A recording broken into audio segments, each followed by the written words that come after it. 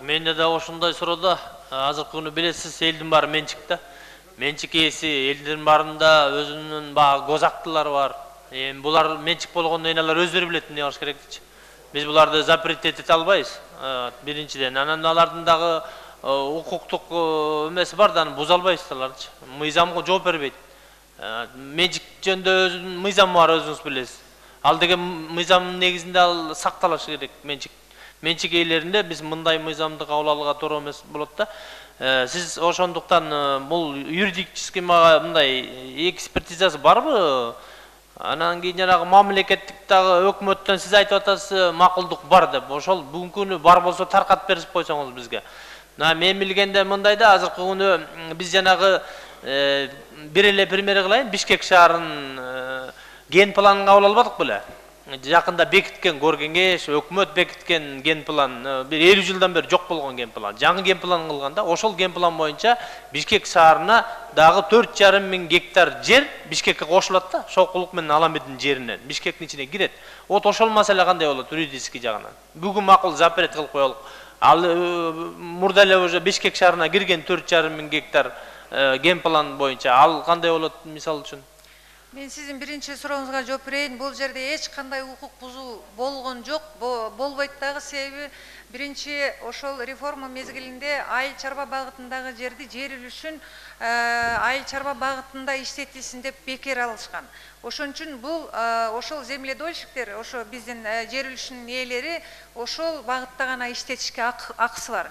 Эгер башка багытта иштетип турган болсо, анда алар өздөрү мурдондо мыйзамды бузган болуп эсептелет. Ошон үчүн бул жерде эч кандай менчик ээлеринин мындай укугу бузулган жок. Экинчиден, сиз айткан жана перспективный план города Бишкек деген кабыл алынган. Бирок ал перспективный план города Бишкек без согласия первичных организаций. Ал жерде эч кандай айыл өкмөттөрү менен, район менен, область менен согласие болгон эмес. Ал жерде бир эле Аламеддин районунан 7 айыл өкмөтү кирип калган. Ал жерде бүт менчик ээлеринин жерлери ошо как раз жер үлүштөрү кирип калган. Ошон үчүн бул сиз берген суроо азыркы мезгилге чейин ачык.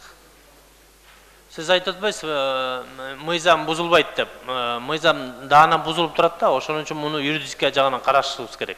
Мыйзам бузулган жок, себеби алар жер үлүшүн айыл чарба багытында деп алышкан да. Туура айтасыз. Айыл чарба багытында аны бир категориядан экинчи категорияга которуш үчүн алардын укугу жок аларга. Жок, мындай да, жер менчик турабы? Менчиктики. Анан азыркы күнү билесиз, Бишкектин тегерегин азыр өзүңүз айттыңыз 1,5 миң гектарбы, канча миң гектар? 800 миң гектарбы? Жаңы конуштар курулган, жана этажный үйлөр курулуп кетпедиби? Вот айдоо жерине. Вот көрдүңүзбү? Муну деген ошол менчиктин ээси өзү кыла албайт муну. Өкмөт кылып атпайбы? Өкмөттөн трансформация токтом чыгып атат. Премьер-министр кол коюп атат. Көрдүңүзбү? Ошондо булардыкы уже айдоо жеринен турак жай сакталганга кетип атат да. Көрдүңүзбү? Булар мыйзамды баспай, буспай, мыйзамдын негизинде анан иш кылып атат да. Вот ушуга биз кантип бөгөт кое алабыз? Бул жерде ошо мыйзам кабыл алынганда ушул жагы учитывать этилбептир. Мына 8 миң гектар сулуу жерди трансформация кылыш мен ойлойм бул өтө чоң мындай биз үчүн потеря да.